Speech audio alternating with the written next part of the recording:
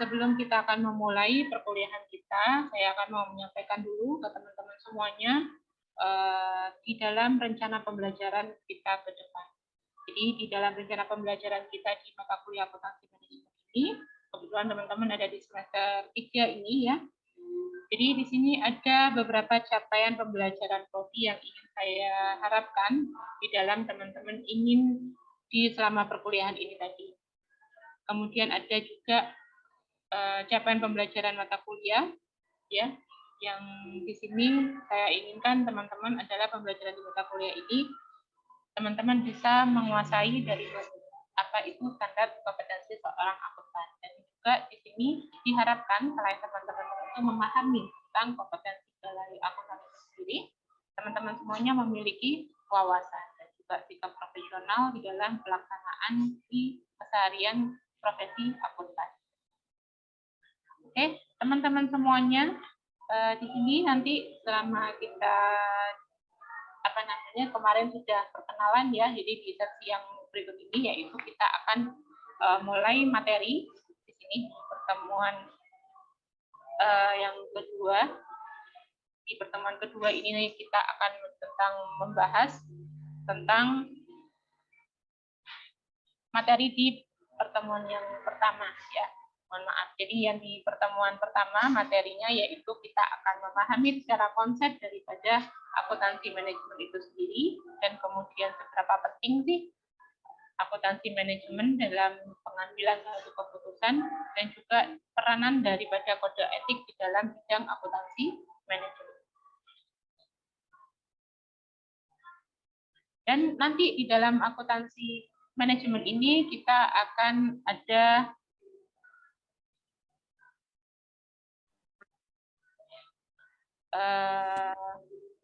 15 materi dan juga ada ujian tengah dan juga ada ujian akhir. Jadi ada 16 pertemuan, di mana di pertemuan 1 sampai dengan 7 kita materi, di pertemuan ke-8 kita ujian tengah semester, dan kemudian dilanjutkan sampai dengan materi yang ke-15, kemudian kita akan ujian akhir semester. Dan referensi untuk mata kuliah akuntansi manajemen ini tidak saya utamakan, tetapi di sini yang saya menjadi referensi utamanya di sini ya, teman-teman semuanya bisa menggunakan beberapa, meskipun 1 sampai 5, silakan teman-teman bisa menggunakan referensi yang manapun. Karena di sini perkuliahan kita ini basicnya adalah kita nanti fokusnya yaitu lebih banyak diskusi kita selama perkuliahan. Jadi di referensi 1, 2, 3, 4, 5 nanti bisa dipakai. Kemudian teman-teman, di pertemuan pertama ini ya, yang kita akan pelajari nanti atau yang akan kita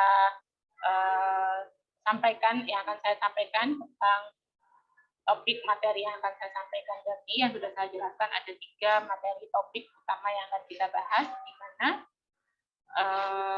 kemampuan yang ingin saya harapkan, yang ingin saya rencanakan adalah teman-teman bisa menjelaskan secara konsep daripada akuntansi manajemen itu sendiri seperti apa. Kemudian yang kedua, pentingnya suatu akuntansi manajemen ini dan keahliannya di dalam karir seorang akuntan, dan juga yang terakhir di sini teman-teman semuanya bisa mampu untuk menunjukkan peran daripada etika bisnis di dalam akuntansi manajemen. Di sini pembelajaran kita yaitu untuk sinkronnya, yaitu kita bisa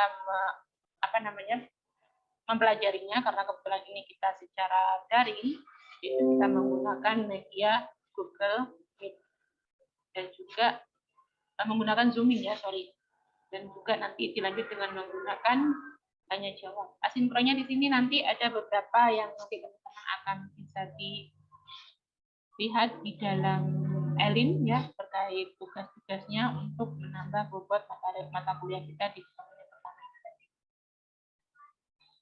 Jadi penilaian saya di sini yaitu yang pertama di sini diharapkan di dalam kemampuan di dalam menjelaskan filosofi itu sendiri tentang bahan kajian dan juga materi pelajaran yang materi mata kuliah yang akan kita bahas. Kriterianya pastinya adalah teman-teman bisa menjawab secara tepat, sesuai ya dengan apa yang akan saya sampaikan, dan juga kemudian pembelajaran yang akan kita sampaikan yaitu sesuai dengan sumber referensi yang sudah ada dan juga sesuai dengan RPS, referensi, dan juga nantinya akan saya tambahkan artikel di dalam MyLab. Yang pertama, materi yang pertama teman-teman.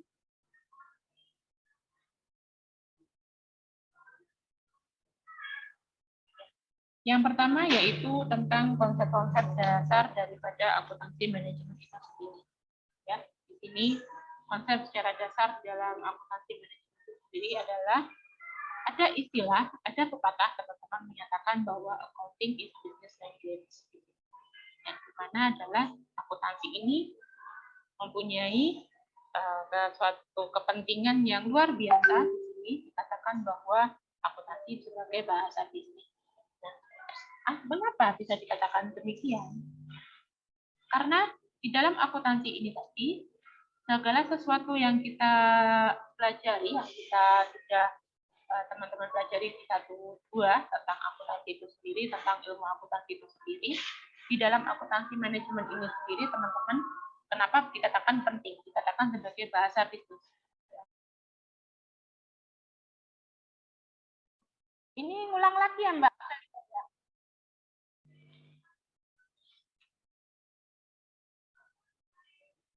Oke.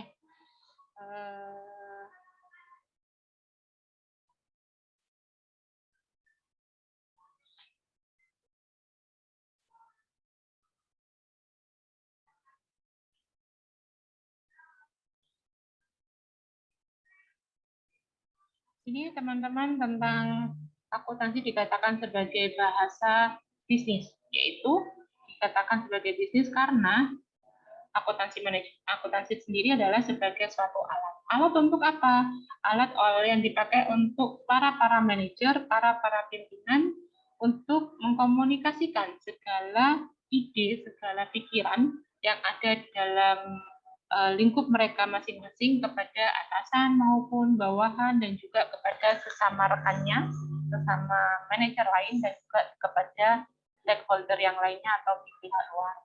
Nah, kemudian di dalam akuntansi manajemen itu sendiri ada juga menyatakan bahwa manajer itu juga harus berpikir ekonomi rasional dan kira-kira seorang manajer itu apakah perlu ekonomis dulu ataukah rasional?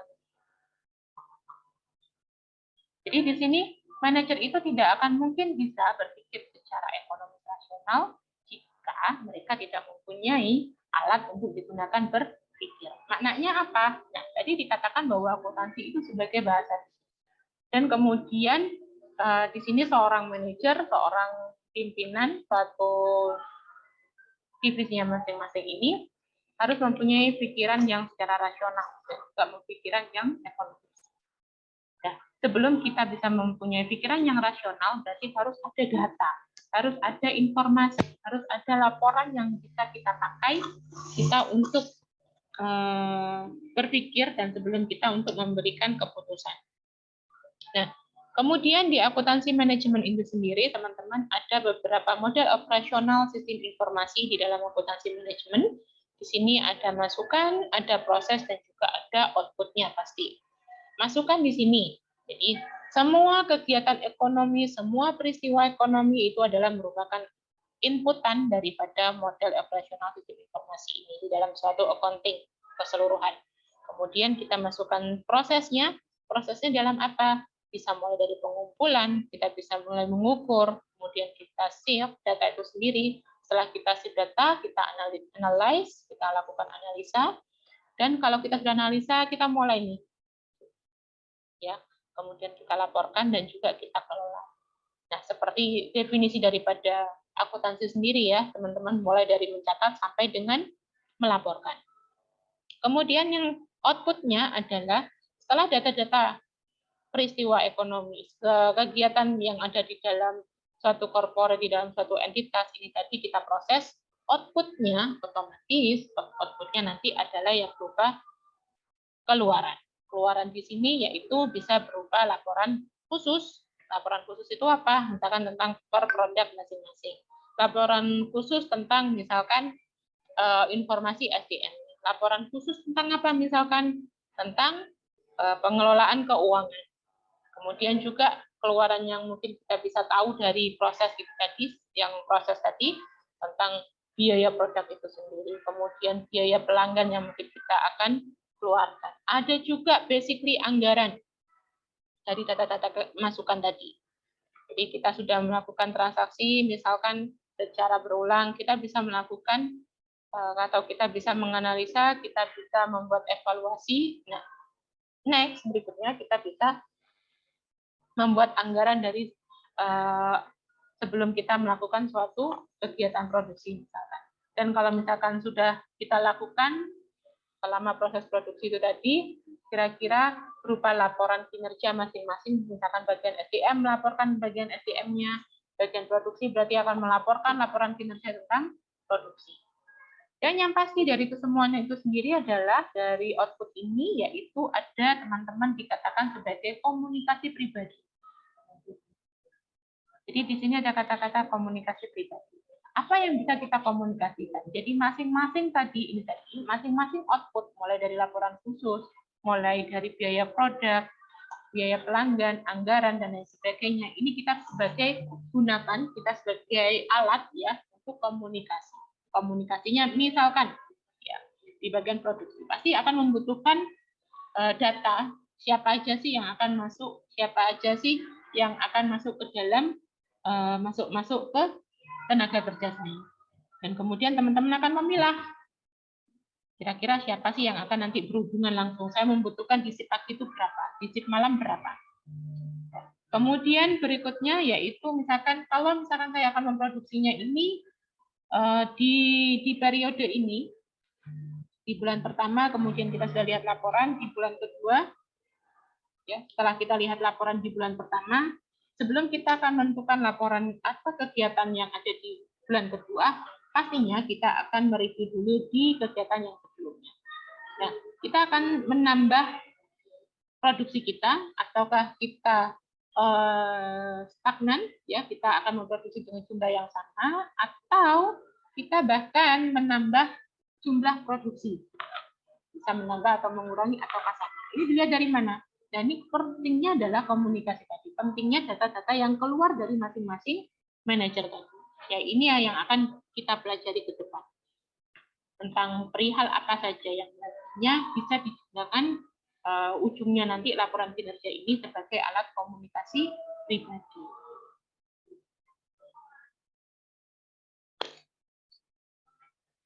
Nah, kemudian di sini karena komunikasi pribadi itu selalu berhubungan dengan adanya proses manajemen, ya kan? Kalau teman-teman nanti sampai ke depan ini ujung-ujungnya adalah teman-teman ini akuntansi manajemen, jadi akuntansi sendiri dan juga manajemen. Kalau akuntansi itu kita bisa mengatakan sebagai tadi akuntansi itu sebagai ilmu, ya kan? Ilmu yang akan kita pelajari dalam kita nanti outputnya itu sebagai alat gitu tadi. Alatnya adalah berupa apa? Berupa laporan-laporan tadi. Kalau misalkan kita mempelajari di awal, yaitu ada laporan keuangan. Ya kan? Teman-teman masih ingat laporan keuangan itu jumlahnya ada berapa?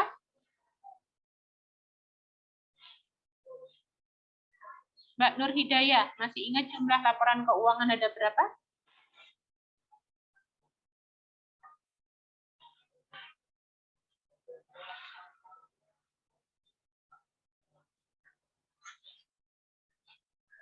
Ada 5, Bu. Nah, yang pertama apa, Mbak?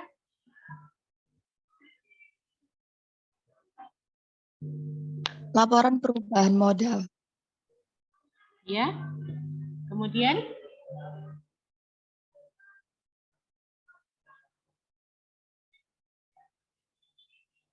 Yang kedua, laporan laba rugi. Laba rugi. Kemudian? Yang ketiga, neraca. Iya. Yang keempat, laporan arus kas. Iya. Yang terakhir? Yang kelima, catatan atas laporan keuangan. Oke. Masih ingat sangat betul ya, Mbak Nur Hidayah, tentang materi yang sudah diterima di semester 1 dan juga 2. Jadi akuntansi itu sendiri yaitu kita bisa mengeluarkan 4 laporan yang kita sudah buat mulai dari awal mencatat sampai dengan kita melaporkan. Ya, ada 4 ya, dan juga 5 pelengkap tentang notes daripada laporan itu sendiri. Nah, kemudian manajemen. Kita mengenal manajemen pasti diawali selalu dengan kata-kata di dalam manajemen ini pasti kita itu berhubungan dengan suatu tindakan, dengan sesuatu yang akan kita lakukan, manage dengan baik, ya kan? Di sini kita melakukan suatu seni di dalam melakukan sesuatu kegiatan dalam mencapai tujuan dengan bantuan orang lain. Ada kata-kata di sini. Oke, teman-teman, selanjutnya yaitu kita akan membahas tentang tujuan daripada akuntansi manajemen itu sendiri ya. Tujuan daripada akuntansi manajemen itu sendiri di sini yaitu teman-teman menyediakan informasi yang bisa digunakan dalam pengerjaan HPP, baik HPP-nya di sini berupa harga, produksi jasa, dan juga tujuan lain di dalam suatu proses manajerial. Kemudian yang kedua yaitu menyediakan informasi berbagai macam informasi di sini yang dalam rangka melakukan perencanaan, evaluasi, perbaikan, dan berkelanjutan dalam pengambilan satu keputusan tadi. Jadi di dalam tujuan akuntansi manajemen tadi akan masuk juga di dalam informasi yang akan kita berikan tadi tentang informasi akuntansi itu adalah sebagai bahasa bisnis tadi di awal. Nah, informasi apa? Informasi yang sebelum kita akan melakukan sesuatu yang diawali dengan perencanaan tadi. Sebelum kita melakukan sesuatu yang kita rencanakan. Kemudian sebelum kita melakukan perencanaan, kita evaluasi dulu. Apa yang perlu dievaluasi? Ataukah mungkin perlu sisi perbaikan? Ini yang akan menjadi di dalam proses manajemen itu sendiri. Sebelum kita akan mengambil suatu keputusan. Nah, di sini saya akan memberikan gambaran di dalam proses keputusan manajemen teman-teman semuanya, yaitu ada pengambilan keputusan, ada juga manajemen di proses tengah, dan kemudian ada informasi akuntansi. Keputusan manajemen di sini, ya, di lingkup yang pertama, yaitu keputusan yang harus didasari, yang harus basicnya adalah informasi akuntansi. Kemudian didukung oleh informasi keuangan, ekonomi, dan juga sumber daya manusianya, SDM-nya. Jadi sebelum kita nanti memberikan suatu keputusan di dalam proses manajemen, kita harus dasarnya adalah apa? Dari informasi. Informasi apa? Informasi akuntansi keseluruhan. Kemudian informasi juga dari sisi tata kelola keuangan kita dan juga SDM kita. Jadi sebelum kita akan merencanakan, sebelum kita akan melakukan suatu kegiatan. Kemudian yang kedua, perilaku manajemen ditentukan oleh informasi akuntansi, keuangan, ekonomi, politik, dan juga SDM. Ada sisi politik di sini. Nah, pada waktu kita melakukan pelaksanaan, teman-teman, di dalam kita melakukan satu pelaksanaan proses manajemen, yang kita sudah mungkin plan dengan bagus, kita sudah melakukan perencanaan dengan bagus, kita sudah melakukan evaluasi juga. Kemudian sebelum kita melakukan, ada kebijakan di dalam lingkungan masyarakat yang akan sangat menimbulkan, misalkan menimbulkan pengaruh yang luar biasa. Contohnya sisi politik ya. Misalkan aja di sisi politik ini tiba-tiba BBM naik. Isu-isu seperti ini. Kita yang sudah melakukan plan di awal, kita sudah melakukan perencanaan di awal, kemudian kita mempunyai kebijakan dari BBM. Atau misalkan kita sebelum kita pandemi di awal-awal tahun 2019, 2020 kita kena corona. Nah, mungkin itu akan merubah perencanaan kita di awal, ya. Mungkin strategi kita yang misalkan di tahun 19 sampai dengan 2021 ini kacau balau di dalam proses pengelolaannya karena ada tadi gangguan itu tadi. Nah, kemudian dalam pengambilan satu keputusan, manajemen ini harus rasional berdasarkan pola pikir, cost, benefit, dan juga rasio. Jadi antara biaya, antara keuangan, ini kita bisa rasional. Kita bisa melakukan pola ukur di sini sebelum kita dalam pengambilan keputusan ini, kita bisa mengukurnya di situ.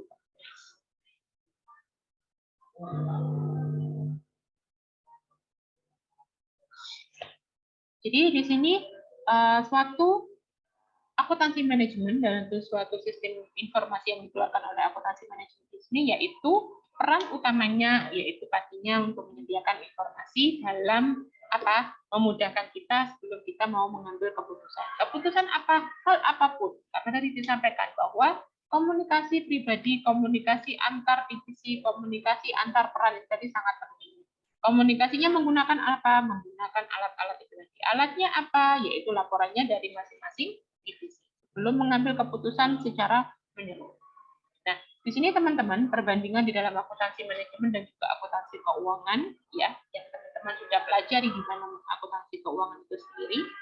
Akuntansi manajemen lalu mempunyai fokusnya adalah fokus di dalam, fokus internal.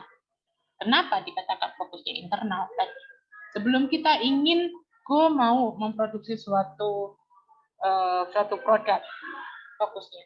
Kita ini kira-kira mau menambah varian, ataukah kita itu tetap dengan varian yang sama, atau bahkan kita itu perlu untuk mengurangi varian itu sendiri.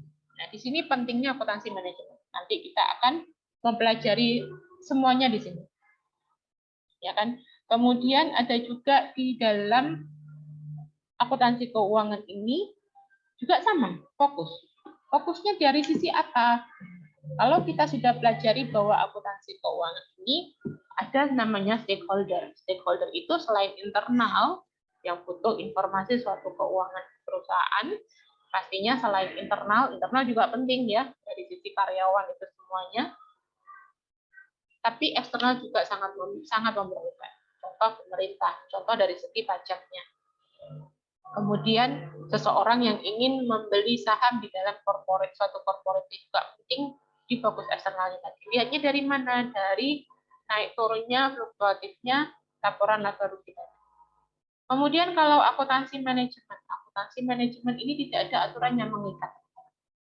Jadi bebas. Aturan yang digunakan itu menggunakan aturan apa. Tapi kalau akuntansi keuangan teman-teman yang sudah dipelajari kemarin, sifatnya adalah mengikat, yaitu kita sudah dikatakan akan membuat laporan keuangan neraca. Ini sudah terikat. Jadi aturannya ini kalau misalkan teman-teman sudah mau buat neraca pasti tahu pedomannya. Isinya apa aja, akun-akunnya yang ada di dalam akuntansi, di dalam laporan keuangan neraca, laba rugi, arus kas, perubahan modal, dan di equity tadi. Teman-teman pasti sudah tahu akun-akun apa aja sih yang nanti masuk ke dalam laporan masing-masing. Kemudian fokus yang ketiga yaitu tentang informasi keuangan dan juga non keuangan yang bisa sifatnya lebih subjektif ya. Jadi kalau yang di dalam manajemen ini kenapa dikatakan lebih subjektif? Karena akan langsung berfokus di dalam subjektif di bagian apa begitu. Kalau di dalam akuntansi keuangan ini informasinya ini masih secara objektif, jadi masih secara keseluruhan. Kalau di dalam akuntansi manajemen secara subjektif kita ingin menjualnya ini berapa, mau lebih mahalkah atau misalkan mau lebih murah atau dengan harga yang sama dengan produksi kita sebelumnya ya ini. Jadi informasinya ini nanti kita bisa olah di dalam akuntansi manajemen di interaksi kita. Unsur yang keempat yaitu kalau akuntansi manajemen ada penekanan masa yang akan datang. Di sini dikatakan penekanan di masa yang akan datang. Karena sebelum kita mau mengambil keputusan, dasarnya adalah dari planning di awal itu. Kemudian kalau akuntansi keuangan sifatnya historis. Kenapa kok di akuntansi keuangan itu historis, teman-teman?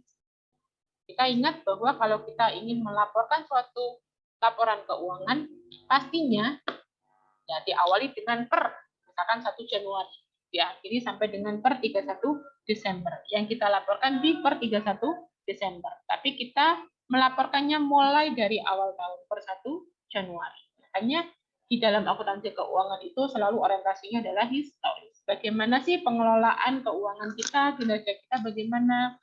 Kita bisa melihatnya dari laporan laba rugi. Dari mana sih pengelolaan dari equity saya? Apa aja yang menambah atau mengurangi, kita bisa lihat dari laporan equity kita. Kemudian bagaimana sih tentang pengelolaan keuangan saya? Teman-teman bisa lihat juga dari posisi keuangan atau neraca. Unsur yang kelima, ada evaluasi dan juga keputusan internal yang didasarkan atas informasi yang sangat terperinci. Di sini, akuntansi manajemen. Jadi ada proses evaluasi, ada proses yang akan kita kasih note ya teman-teman ya di sini.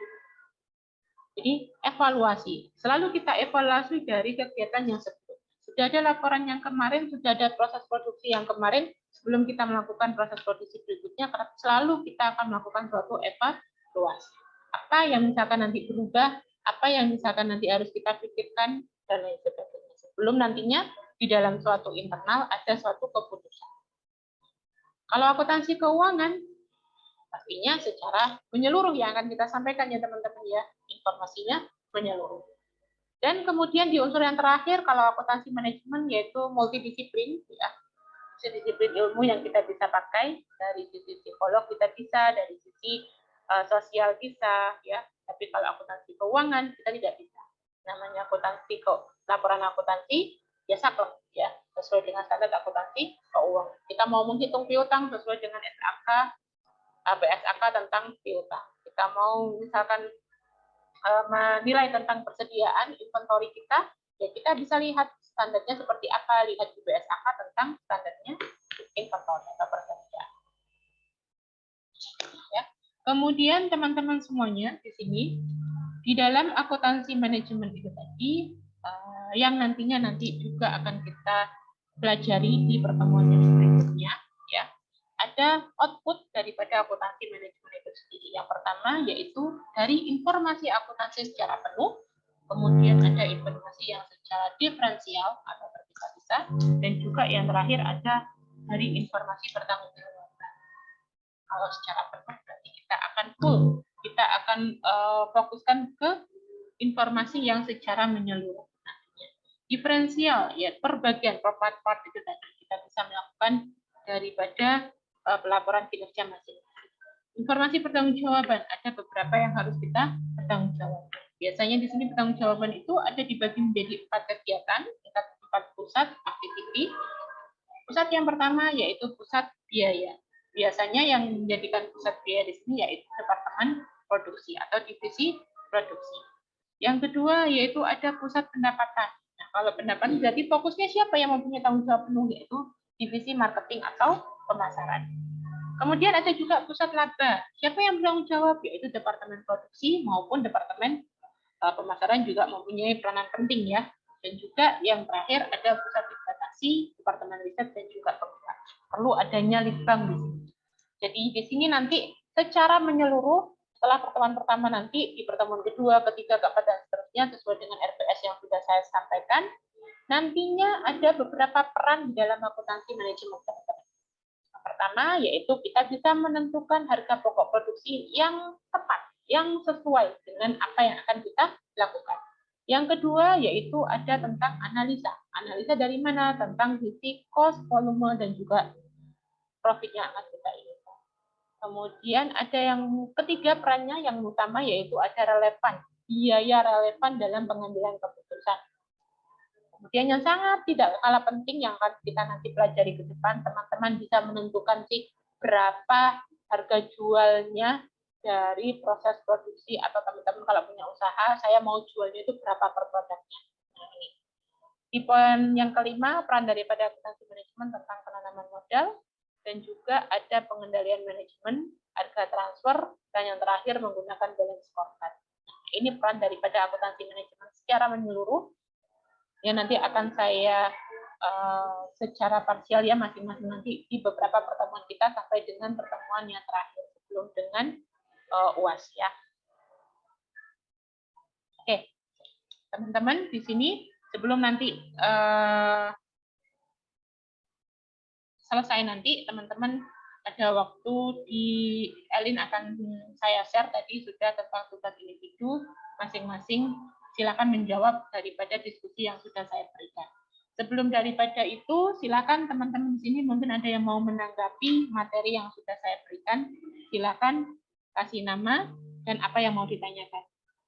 Jangan lupa NIM-nya ya. Oke. Saya izin bertanya. Silakan. Nama sama NIM. Nama saya Ovelia Iksandrani Cahya Putri, NIM saya 32419048 dari akuntansi pagi 2019. Pertanyaan dari saya adalah, apa pentingnya mempelajari akuntansi dalam sebuah korporasi perusahaan dan tujuan pentingnya adanya akuntansi dalam perusahaan itu apa? Terima kasih. Cara dua-dua aja ya. Saya ulang pertanyaannya Mbak Ovelia, pentingnya di akuntansi itu sendiri apa sih di dalam suatu corporate ya? Oke, mungkin saya akan menjawab yang pertanyaannya Mbak Ovelia dulu ya, karena yang ditanyakan sama Mbak Ovelia adalah seberapa penting sih kita mempelajari suatu ilmu akuntansi. Jadi ilmu akuntansi itu kenapa penting?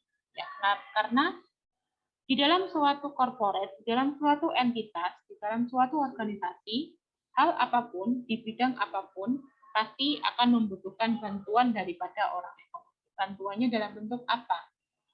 Karena tadi, sebelum kita melakukan proses di dalam manajemen, mulai dari planning sampai kita melakukan evaluating, harus ada data yang akan kita mau pakai untuk suatu rasional kita.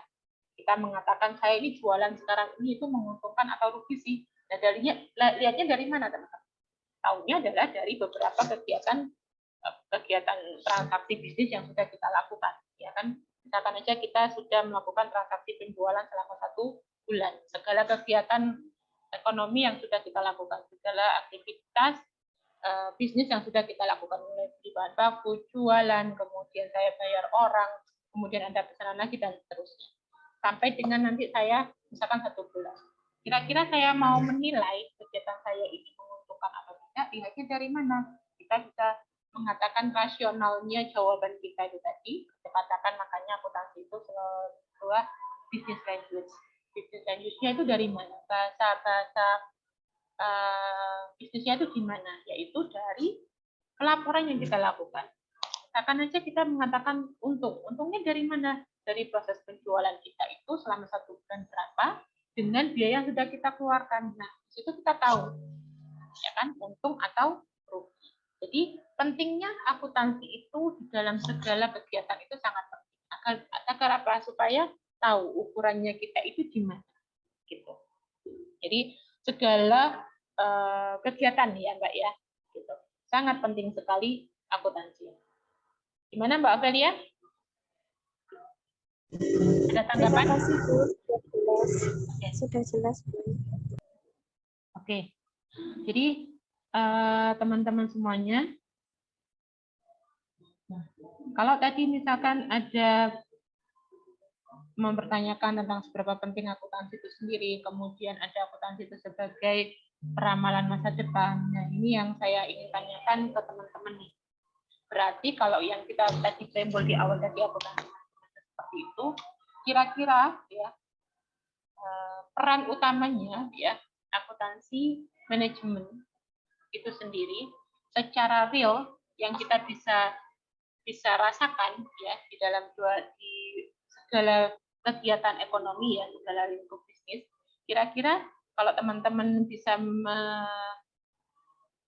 mendengarkan tadi ya secara konsepnya, dasarnya tadi, berarti apa sih yang kita bisa terapkan di dalam segala bisnis kita, segala kegiatan operasional kita, usaha dagang kita atau jasa kita setelah mempelajari akuntansi manajemen. Coba satu aja bisa menjelaskan. Izin menjawab menurut saya, Bu. Silakan. Menurut saya akuntansi manajemen ini sangat penting, Bu, bagi pelaku usaha seperti saya macamnya. Jadi saya itu bisa memanajemen entah itu dari waktu, mengelola akuntansinya, dan dari segi produksinya begitu. Jadi akuntansi itu sangat penting bagi pelaku usaha menurut saya. Jadi sesuai dengan peran tadi ya Mas, yang kita pelajari tadi, yang sudah saya sampaikan tadi, bahwa peranan di sini adalah sebelum nanti Mas Imam sebagai pelaku bisnis, sebelum mau menentukan keputusannya ya dalam bisnisnya, basicnya dari sini sangat bisa membantu gitu ya Mas Imam ya Ya, benar, Bu. dalam pengambilan keputusan. Oke, saya rasa itu teman-teman untuk pertemuan kita di siang hari. Oke, selanjutnya nanti tugasnya akan saya berikan di dalam My Alin Indonesia. Jangan lupa teman-teman untuk absensi. Dan seperti biasa, sebelum saya mengakhiri jumpa kita di siang hari ini, kita sama-sama membaca hamdalah. Alhamdulillahirrahmanirrahim. Dan kita sempurnakan dengan membaca surat Al-Asr.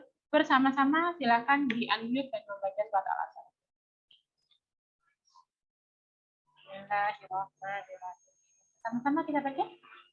Al-Asri. Watawasau lagi, watawasau. Saya akhiri, terima kasih.